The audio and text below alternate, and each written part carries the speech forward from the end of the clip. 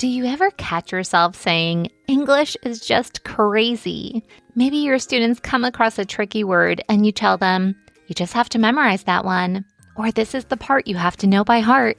But deep down, you know it's still confusing. Here's the truth. English isn't random. It's a wonderfully complex system, and once you understand how that system works, through sound, structure, and meaning, everything changes. That's what Sarah, Paul, and I teach inside Mastering Morphology. This isn't another curriculum. It's deep teacher knowledge inside a practical, comprehensive course that finally shows you how words really work. No more exceptions, no more gimmicks or patching holes with memorization or phonics alone. It's time to go beyond sound it out and give your students the framework they need to truly understand words. So if you're ready to stop guessing and start teaching with confidence, join us inside Mastering Morphology. Enrollment is open now, so we invite you to click the link in the show notes to get started. You're listening to episode 66 of Literacy in Color. Today's guest is LaNesha Tabb, a veteran educator, national speaker, curriculum developer, and author with nearly 2 decades of experience helping teachers rethink their writing instruction. LaNesha is the founder of Reimagine Writing, her framework designed to help K-5 teachers build confident, independent writers through structured, high-impact instruction.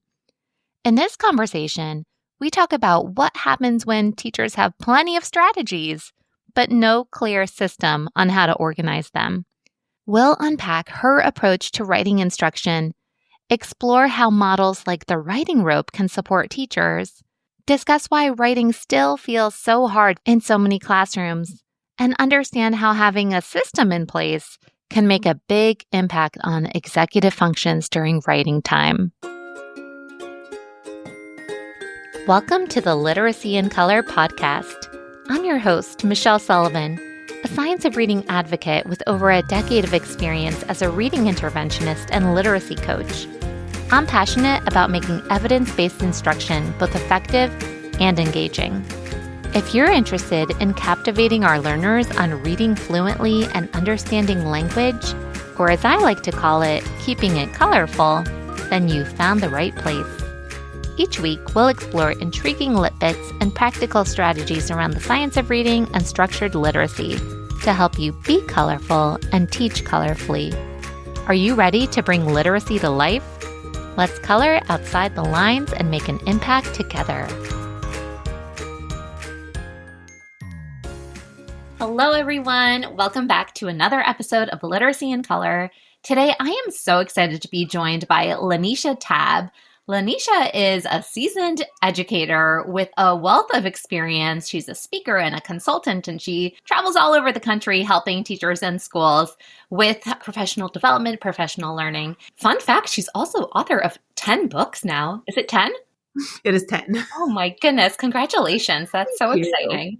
And today we're going to be chatting about writing. And I believe I first started following LaNesha on social media through Naomi O'Brien, her bestie. And I was like, wow, this is really great. She talks a lot about writing. I love this account. And I feel like writing is something that doesn't get enough attention. So I am really excited to dive into this conversation. So first of all, welcome to the show, LaNesha. Thank you. Super happy to be here. Yeah. So can you briefly just introduce yourself and share what led you on this journey into writing and all your work around your course and curriculum, Reimagine Writing? Yeah, absolutely. So I love that I'm far enough in the career to where we're calling ourselves seasoned now, and that just means like old. And so it's been like, this is the 19th year in education, and I'm just like, oh my gosh. And so I would say probably 12 or 13 of those years, if I'm being completely honest with anybody listening, I really either barely taught writing or there were some times where I just didn't teach writing. And it's not that I didn't try, but it was so difficult for me. I had this curriculum that will not be named, but there were these tiny little books and I would read like 8-page lessons and I would go home and take it in and I would go to school the next day and try to teach this lesson. The lesson went okay, but I was supposed to send them off to write for like 30 minutes. And during that 30 minutes, I was supposed to kind of go around and have writing conferences and things like that. And it's not that the program was all bad, but what I found was the moment I would send them off to write, I would get the first little hand to pop up in the air, and I'd go over and help that student for a few minutes. And I would kind of coach them through some mistakes or generating ideas, whatever it was. And after 2 to 3 minutes with that one student, I'd be like, okay, great. And I'd stand up and I'd turn around and there'd be like 10 more hands waving at me because they wanted the same thing. And very quickly, I realized this is very overwhelming. There's one of me and there's like nearly 30 of them. They're all writing at different ability levels, and some of them are saying they're done and they want to get on a tablet, and other ones can't even find their paper. And I was just spinning out of control. And I always joke because I always say that I became the teacher who was like, you know what? Technically, I'm supposed to do writing before we head to lunch, and I've got about 25 minutes, but math is going pretty well. So I'm thinking I stretch math out 10 more minutes, do a go noodle, and we keep it moving. Like, that was very much me. It was hard. There were a lot of years where I just almost didn't teach it. So a wise teacher, a mentor teacher of mine, once told me, she kind of was watching me doing a bunch of things at school. And she said, you know what? You need to pick one thing every year that you're a teacher and become masterful at it. And you focus on that one thing for the year. And she changed my life with that. She really did. Like, my career just shifted. The moment she said that, I thought, yes, because I'm running around here trying to get good at everything at the same time. And I was getting good at nothing. So I started doing that. Each year I'd pick a focus, and great. And so this particular year was writing. And I just started getting my hands on whatever research I could find. And at this time, it's like 2015, 2016. So there's even less research available than what we have today. And so I'm like reading books and I'm reading articles and I'm watching YouTube videos and I'm trying to get a handle on writing. Started to put some things together, started literally field testing this with my own students, colleagues of mine, and ended up with a framework that really not only produced capable and independent writers in my classroom, but it made writing enjoyable for me as the teacher. And it was just something that became the most dreaded subject for me to teach into the most exciting for me and my students. And so it was just quite a journey to get there. I knew I had to do something about it. And I know we'll get into this as we talk, but really having a framework that allows students to understand what writing really is was the game changer for me. So that's kind of how I ended up making writing sort of my thing. It's because I lived it for multiple years and saw success year after year after year. And now I get to help other teachers in schools do the same thing. I love that. And I think so many teachers can resonate with that popcorn kernel effect. Like, the one hand goes up and then the next, and you're putting out all those little fires all day long where you don't feel effective and you feel that burnout. Gosh, like, what did I even accomplish in this writing block? Because it was just putting out those little fires the whole way through. Exactly. And I love that you were able to do that field testing and see the repetitive results now with all the teachers that you support. You talked about digging into the research back in 2015 about writing. So how does the science of writing, we talk about the science of reading, how does the science of literacy or even the science of learning impact or inform your work and the structure that you created? Well, yeah, sure. So first of all, if anyone's listening and they're like, oh my gosh, I just got a handle on the science of reading. What now? Science of writing. Like, let me just reiterate what you've probably already heard. The fact that the science of anything is not a prescriptive like curriculum or a thing that you have. It's just a body of research, right? It's just the most current and up-to-date research that we have available to us. And there's not a ton, if we're being honest, when it comes to writing. So we work with what we have. So here's what happened for me, right? So again, I'm starting this years ago.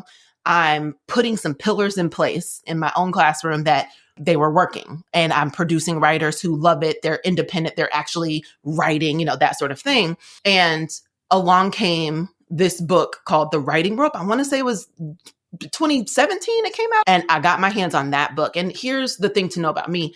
I am a very big picture person. Like, my entire personality is big picture. If I can zoom out and look at a big picture and see where everything kind of is supposed to be, then I have no problem zooming in and getting granular and specific. The problem is, so many times we start with getting granular and specific, and we can end up getting kind of like lost in the sauce because we don't really know where we're going with these kind of one-off writing strategies or lessons and things like that. So what the writing rope did for me was, one, it truly did affirm. If I'm being honest, I read it nervously because when I read that book, I thought to myself, oh gosh, what if this research says everything I'm doing is wrong and this isn't what, is the best practice? And I'm like preparing myself to be disappointed. And I was affirmed at every turn. I just didn't have a big picture view of what I was doing yet. And that's what the writing rope did for me. So if you're listening and you're not familiar with that book, it's by Joan Sedita, and it's an excellent framework. It's basically the reading rope, but she flipped it to writing skills. And so she offers a rope that is made up of 5 strands. And just like the reading rope, the idea is that all of those skills need to be woven together to produce a proficient writer. And so when I started reading hers, one of the strands is critical thinking. And that's where research, idea generation, the writing process, all of that. And I was like, oh, check, like I do that. This is what it looks like in my room. Then it was grammar, syntactic awareness. And I had already been reading about the power of syntactic awareness instead of isolated grammar.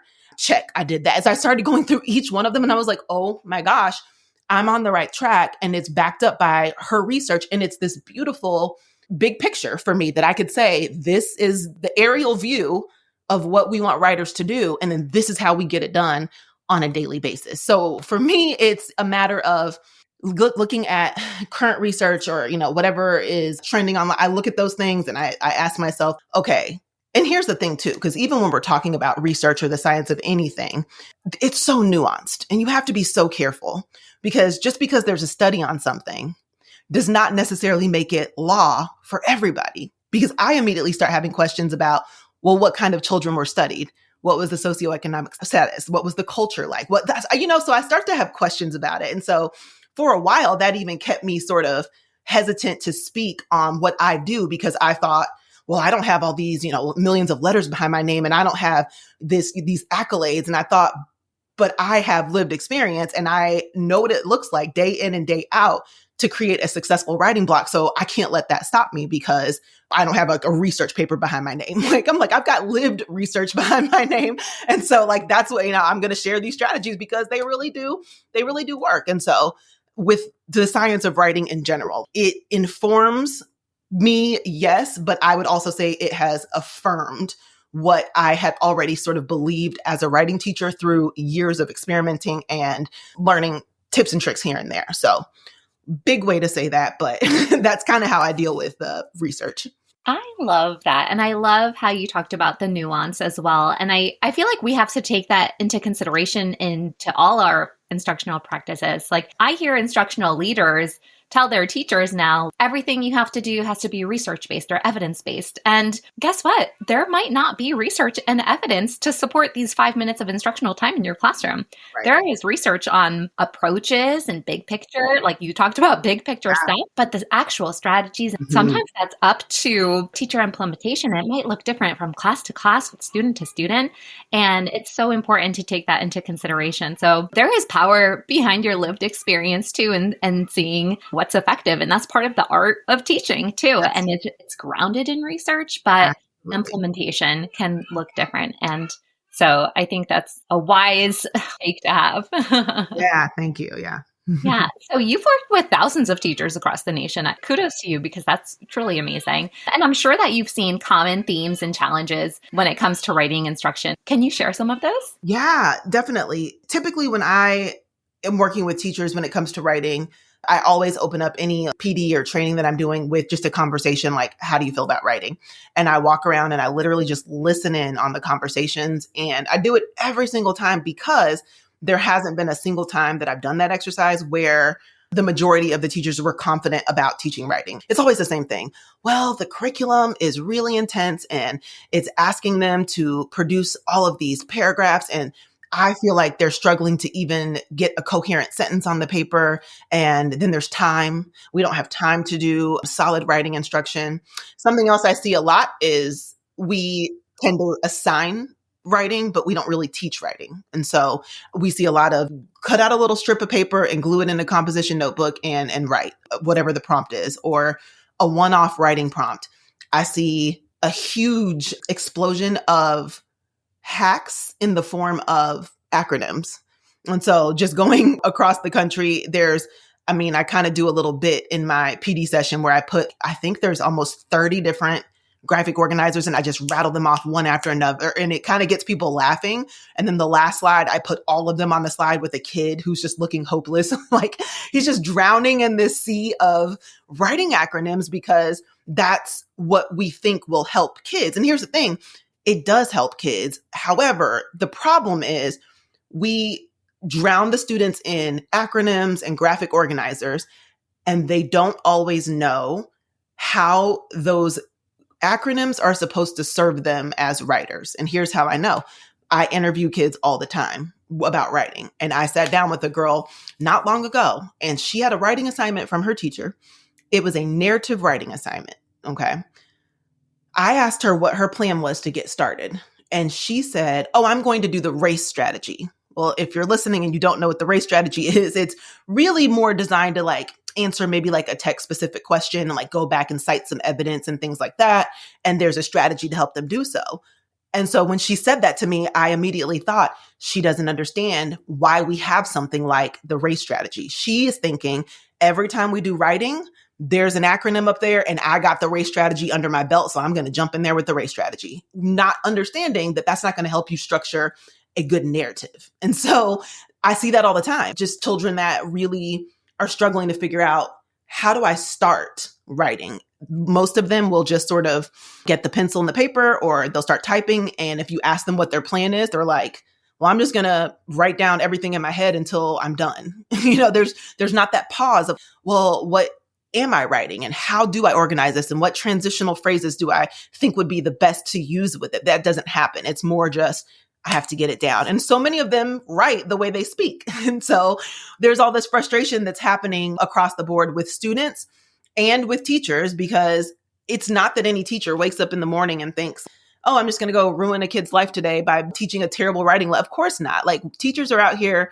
doing the very best they can, but so many of us, and I'm speaking for myself, we're not properly trained in solid writing instruction. So many, like I asked that in a lot of PDs as well, like raise your hand if you got a really great, solid pedagogy class in writing in college, and almost nobody raises their hand. So I don't even know that it's really on us. It's more like we have to figure out what to do now. And so when I jump into these classrooms, I see a myriad of struggles, and some good things are happening too, but largely teachers are just feeling very frustrated. Kids are feeling frustrated. You tell the kids it's time to write, and there's usually a collective like a groan in the room. And I was just like, I've got to help change that. So that's sort of what I see across the board when it comes to popping into these classrooms and schools. And the kids who are naturally going to be good at writing, they're the only ones who are enjoying these prompts and writing up a storm. And otherwise, a lot of our students need that explicit instruction. Yeah. And I feel like you talked about how teachers didn't have the proper writing training. And so many teachers are not writers themselves. Like how many times do you sit down and write in your journal about, or even synthesizing an information from a book? Mm-hmm. We don't do that from our day to day. So I think that's part of the challenge too for educators. I don't know how to teach writing because I myself don't know the craft that goes into it too. Exactly. And I love how you talked about all the graphic organizers, because that is so true. I'm like thinking of a dozen in my head right now. Mm-hmm. And there's no shortage of strategies out there. And yet like writing still feels really hard. So why do you think that is? I think it's because kind of what I hit at a little earlier, I think there's a lack of a framework. And when I say framework, I mean, do your students have a foundation upon which they can catch all of these writing strategies that we throw at them? And so if it's like, okay, we're going to write this year, if you need to edit something, you're going to learn cops. Last year, it may have been cups in your room, but it's cool. This year, you're going to learn cops. And then we're going to revise with arms. And so we're throwing them all of these hamburger paragraphs, Oreo paragraph, all the things. And then they don't have a place to put them. And so I think it's hard because they're missing a conceptual understanding. At its barest form, what is writing? It is communicating via paper or with the hand, right? So getting to them to that point to understand that I'm really just communicating, and how do I do that in a way that my audience can actually read it? So without that foundation and that framework, I think that's where so many kids fall apart, because they really do feel as though they're just sort of drowning in this sea of strategies, and they don't know which one to sort of latch onto at any given time.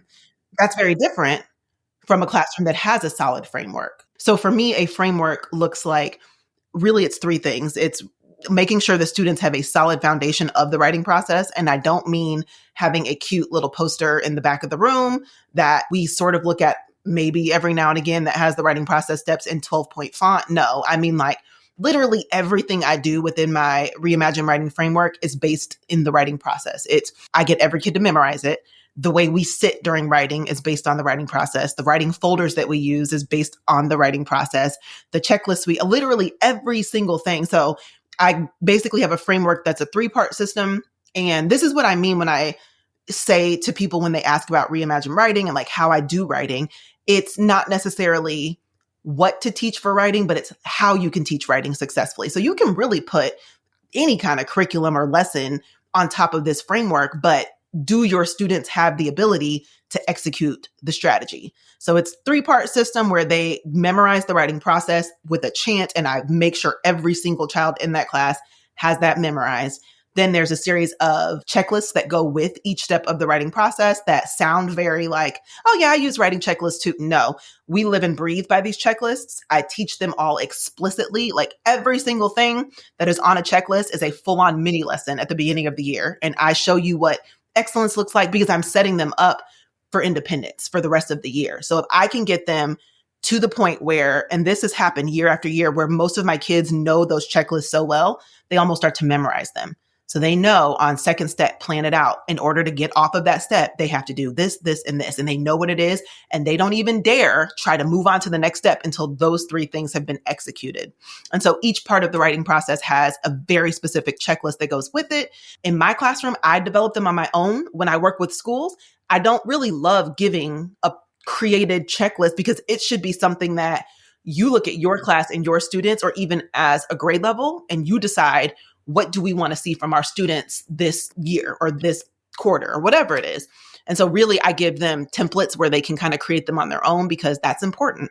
And then the final part, there is a management system where there's sort of a student run chart that goes right with the writing process, and they keep track of where they are in writing. And I don't really touch it. I just consult it. So at any given point, I teach a mini lesson. The kids listen. When it's time for them to work, they get their materials. They report to their writing board. They will move a little picture of themselves right next to the step that they're on in the writing process. And then they go report to a writing zone that also is connected to the writing process. So that then they are at a table full of kids who are doing the exact same thing they're doing. So if it's the revision table, well, everybody's revising here so we can help each other. They can coach each other. I can come by and reteach a revision lesson at that table. And then they don't need my permission. Because remember, my goal was independence. I really wanted kids who understood writing and could be independent. It gets to the point where they almost don't even need me anymore because I've done the teaching. I've given them the writing strategies that I want them to try. We're in a unit. And then as they are ready, they literally will do what they're supposed to do, check off their checklist, and then they get up, move their picture without even talking to me, and they report to the next zone. And it ends up running itself in a way that creates student independence. And what I've done is, and this is one thing that I now understand because of the writing rope. What I have done in theory is I've taken all of those writing tasks that are heavy on the cognitive load of our students. So things like transcription is real heavy, grammar, syntax is really, it takes up a lot of cognitive space for them, even understanding the process of writing, and anything that can be sort of mastered, I get kids to master it as quickly as possible. So the writing process is a good example of that. I can go find kids who live on my street and they're 4th, 5th grade, and I'll ask them to explain the process of writing to me, and they still struggle to do it. So if you're in my classroom, that's one of the first things I do. Why? Because I'm trying to take that off of your plate. So when I sit you down to write, the more skills I can get you to master and take off your plate, you have more cognitive freedom to focus on the actual writing. And so that's sort of the crux of what I do. So again, that's how the writing rope helped, because I was able to look at her framework and say, oh my gosh, that's why they were able to be independent, because we took something and we took it off their plate. We got them really good at even structure and organization. I can give students a base level understanding of how to organize narrative, informational, and argumentative writing at a base level. They can start to organize almost any writing assignment or prompt that I give them because I gave them a foundation on which they could build those skills. take that off the plate. Now you don't have to worry about that anymore. Now you can focus on different skills. So that's sort of what I mean when I say like, there has to be a framework, because without that, it just feels like a series of writing prompts and, assignments, and you never know how to master it. And so that's kind of how the framework works for me in my classrooms. Yeah, it's really internalizing all these pieces. And I don't think we give children enough credit, and we think like, oh, but this might be too hard and this might be too challenging. And really, when we start from the get-go and we set them up with those structures, they thrive in it. And then we actually see more quality work and 100%. Teaching them all of that self-regulation. So I think that's so smart to have this well-ordered system in place. And I will say too, it's not that it's easy. And I always joke when I'm talking to teachers about this, because it's not easy. I created my own framework, and I absolutely hate my writing block from the first day of school until about October 1st. Hate it because it is so like, I'm really building, like I said, every little thing on a checklist is a lesson. I'm coaching, I'm setting standards of excellence, and I'm holding everybody to it. And if it wasn't done properly, we're doing it again. So I'm getting them that framework really, really solid, but something magical happens right around Halloween and November 1st comes, and I'm like, oh my gosh, these kids are writing. And I developed this in kindergarten. I've implemented it in kindergarten through 7th grade classrooms, the same exact framework, because again, it's a framework. It's not what to teach. It's how you can set your classroom up to teach writing. I have implemented in all those grade levels, and I'm telling you, the kids are able to write. Doesn't matter what grade level, but they have that ability because they've got that conceptual understanding there. And in the beginning, when we were talking about all these sciences, everything that you're talking about right now, that all goes back to this science of learning and cognitive load theory and taking things off their plate so that they have that mental capacity to do the work. You talked about at one point how even the way you physically set up the classroom, where like everyone's at a certain section depending on where they are in the process. Can you take us through an example of a familiar writing strategy that teachers might implement, but then what it would look like within your framework? Yeah, definitely. So a familiar writing strategy, show, not tell. I feel like that's pretty universal. We don't want kids to say, I was crying. You want them to say, the tears were rolling down my cheek or something like that. So that might be a lesson, right? Whole group, they're all over with me. I write in front of kids every day. I don't believe in teaching writing without writing in front of kids. So if it's a dot cam or if it's a chart paper, like I'm modeling the strategy. And then when it's time for them to work, because I do get this question a lot, you probably heard through my framework, I really don't believe in keeping kids all on the same exact step of the writing process. That doesn't make sense to me. How? If I've got kids that are ready to like take off and write, then they should be able to take off and write. If other kids need more support, then let them, So all my kids are at different steps of the writing process, and it's managed through my board that's on the wall. And so when we're looking at the students who are maybe revising for that day or maybe drafting for that day, the lessons that I teach, it's usually housed in a unit. And the idea is I'm giving you a writing strategy or tip to put in the toolbox. And it doesn't just go off into the abyss.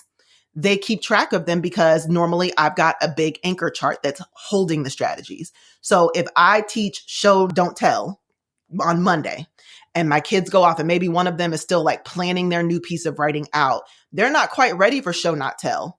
But when they hit the drafting table, right, that third step, writing drafting table, and they're ready for it, again, if I'm sort of monitoring the classroom now because they're not flagging me down with a million hands, I can stop by and say, oh, okay, we've got a drafting table today. Everybody here is moving from the plan to the draft. Don't forget, remember on Monday, I taught you this strategy and I can do a quick reteach. So the strategies don't go anywhere. A lot of people have a hard time with that because they think if I taught show, don't tell Monday, everybody needs to be doing that on Monday. But we all know if you have been a classroom teacher even for 5 minutes, you know that that does not always work. It simply doesn't. Some of the kids are done in 2 seconds and they're like, what's next? What do I do? And other kids are just like struggling to even get a word on the. So how do you manage that? This has been the best way that I've found to manage it, right? So the strategies are still taught. The unit is still a unit. When they execute it, that's what looks different. Okay. So it's more, I'm a different role as a writing teacher. It used to be, I'm the gatekeeper. They wanted me for everything. I can't spell this word. I can't think of an idea. I need help. that was my role. It has now shifted to I'm much more of a coach, and I'm literally like lapping the classroom, looking at each step of the writing process as a writing zone. And I'm looking at the kids and I have a clipboard and I'm keeping track of who is where. And I'm able to manage 30 kids at a glance because they're sitting according to their writing step. And that allows me to see very clearly who has been at one step for way too long or who's flying through the writing process way too quickly. I can keep a handle on all of that because of the management piece there. So that's sort of how it works when I teach a very specific lesson, but all the kids are on a different step in the writing process.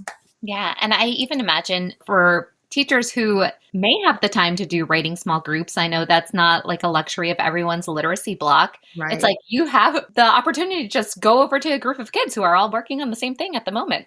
Absolutely. Yeah. Inadvertently, I do writing groups pretty much every time I teach writing because I usually pop by each table and do either a reteach or a check-in. And I count those as any small instruction is in my book. That's a small group. So rather than just wondering like, oh, exactly. Well, I'll take every kid over and that's it. And that's how I spent years conferring or whatever and taking notes. But I found myself frustrated because by the time I met with 2 or 3 kids on Monday, I may not see them again until Thursday because I'm trying to hammer through the whole class and spend a few minutes with each one of them.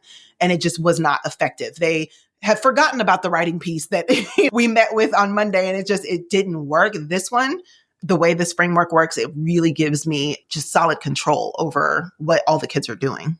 And I can imagine that the implementation of this might look different from a classroom or across a grade level or even like a whole school approach. Yeah. So do you have any implementation tips for like maybe there's an individual classroom teacher trying this out on his or her own, or maybe there's a whole school adopting? Yeah. So I've got both and all. So when it's just the teacher, what I've found working with a couple of schools in long-term partnerships, it comes in waves. So there's one school district that I'm entering my 3rd year with them. And the first year, it was like, they were excited, right? Because I love doing PD. Like I set up the big fun PD, everybody left truly, and I'm not trying to just brag, but like they truly left excited to teach writing. Great. But I threw a lot at them and I gave them some bottom lines.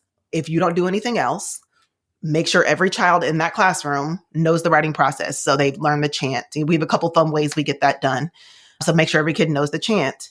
If you can manage it, start associating some checklists with what you want to see, even if they're very simple, 2 to 3 things on each checklist, right? Some of the checklists can get long, but even if it's very simple, you want to start to shift the accountability to them. So for me, that was phase 1, independence. How do I get that student accountability back on them so they're not bugging me every 2 minutes with a hand in the air and pulling me in 30 different directions? And so the schools did that, right? Some of them went a little further, but it was like a bottom line. Okay, I will make sure every kid knows the writing process and I'm going to attempt these checklists. And then whatever they taught, it was like, do the best you can. Year 2 comes and they're like, you know what? The kids really do know the writing process. We're doing good. We're really starting to struggle with editing and revising. Perfect. That's our next PD. So I do, PD on how to really ramp up editing and revising, but they were ready for it because the kids had a foundation for writing time. We weren't juggling again, all those items on their cognitive load because so much of that had been removed and the kids were comfortable now with the concept of writing. So now it was like, great, let's layer in some solid editing strategies, revision strategies. How do those fit in the framework? And then they executed that. Now they're getting good. I'm entering year 3 and we're looking like, okay, well, let's start having a little fun here. So now we're going to start putting on some crafting, right? That's another strand of the writing rope, focusing on that craft and voice and word choice and all of those things. That what I have seen is a lot of writing curriculums start with that. They open with craft and voice and word and all of those things. And that's great. But what do you do if we are still struggling with transcription skills and the kids still can't even write the sentence? Why are we jumping all the way over to studying the craft of writing? And I'm not saying not to do that, but for me, that meant those lessons are going to be whole group and I'm modeling that. I'm not expecting that from students who are still struggling to write a paragraph, right? And so those were some of the things that, really had to kind of get into place before we could even jump over to some of that work. Yeah, I'm so glad you said that because oftentimes we see in the past these units that expects kindergartners to write whole books, whole little booklets and paragraphs and have all of this content on the page, and they can't even form their letters. And so much of what we could do early on is through oral language and oral storytelling and teacher modeling, and the teacher doing the heavy lifting of spelling those words and writing those sentences, but they still get into this habit of hearing that beautiful voicing of an author, right? But we need to build a foundation, and everything has foundational skills. We talk about reading, we need those foundational skills in for writing too. Yeah. And you talked about the checklists again. And I didn't mention this before, but I really love how you don't just give schools these blanket checklists that are going to be the same from place to place. Yeah. There's so much to be said of like creating that yourself and norming your student work together as a group and seeing what are your students' needs and where are they and building from there. So I think that's really special too. Thank you. I try. Sometimes they bully me into it and I'm like, just promise me you'll use it as a template and you'll tweak it. But I've been bullied a few times into creating these checklists. But I guess because teachers are also just busy and sometimes they just need some help. But ideally, it would be something they created together for sure. Yeah. So if you had to give teachers one small piece of advice to make their writing time more effective, starting tomorrow, starting this school year, what would it be? Yeah. If I always tell teachers, if you don't do anything else, focus on the writing process. Because here's the thing about the writing process. It is the writing process no matter what. So it really does serve students well for any kind of writing in their life. Like as the author of all these books, right? Which is really hilarious because growing up, I actually hated reading and writing. So it cracks me up that somehow there are all these books with my name on them, but that's neither here nor there. But we all go through some version of that writing process. It doesn't look exactly the same, but all of us go through some sort of like, okay, there's an idea. I need to brainstorm on it. I need to kind of plan, figure out how I'm going to organize it. I need to make it better by revising it. I'm going to edit, make sure the mistakes are cleaned up, and then I'm going to send it out into the world somehow. I'm going to publish it in whatever way that looks like. Even writing the obituary for the uncle that passed in your family. There's some version of that writing process that happens no matter what kind of writing we're doing. And so I always tell teachers, like, if you don't do anything else, start with that. Get them to understand it. On my website, there is a free writing guide where I really chronicle exactly how I run my writing block. There's over 10 free downloads in there, the writing process board, the writing process chant, everything. And then there's an editable checklist available in there. It's all free. You just download the guide. It's in there if you want to check that out or just like see what it looks like in my classroom. You can visit that website and kind of see it for yourself. But if nothing else, I'm like, teach them that chant. Or if you don't want to do the chant, just make sure they have a handle on the concept of writing from that big picture, because then anything that you do for the remainder of that year, you can start to attach it to one of those steps. So you can say, oh, I love hamburger paragraph. We have to do hamburger paragraphs every year. Well, hamburger paragraph is really teaching kids how to structure their writing. So really that's a second step, plan it out thing. So you can start to say, remember when we did the writing process? Boom, that's where we are, planning, right? Cops, cups, arms, all those things, you can start to associate it with one of those steps, and kids can start to see, oh, so the race strategy is not going to work for my narrative. It's going to be better for this kind of, okay, I'm with you, instead of just grabbing whatever strategy and then, hoping for the best. So that is what I would tell teachers to do. Yeah. LaNesha's bottom line. Love it. Yeah. And we definitely can link that in the show notes for listeners to check out. So let's end the episode with some just for fun rapid fire questions. Okay. Feel free to elaborate if you need to, or cheat. We'll let some slide if you need to. Okay. But would you rather see students writing in pen or pencil? Pen for math, pencil for writing. Students writing in a notebook or on loose leaf paper? Loose leaf paper, 100%. I think notebooks are so hard for students to juggle. Absolutely. Like you give them a notebook and they flip open to the middle and then upside down. And then the likelihood that I'm going to go around and open 27 notebooks and like actually check it is very low. So loose leaf all the way. Yeah. All right. Yay or nay to yellow drafting paper, what we grew up on? Nay, unnecessary to me. And then revise with or without music on? Ooh, definitely on. Honestly, I do my whole writing block with music. If there aren't any students that bothers, usually I have soft music playing the whole time. So I'm going to say yes for music. It's a little set the vibe, Oh, right? And then what's your personal favorite type of writing? Do you like narrative, informational, or To argumentative? teach or to write myself? To write yourself. Oh, to write myself? Informational. I was going to say Ooh, informational. very good. Yeah. You must inform all the educators, everyone. Yeah. And then how about to teach? To teach, I'm going to probably say, oh gosh, it depends on the grade level. If it's an upper grade, I'm going to go more narrative because I feel like they can handle it better. Narrative writing is hard.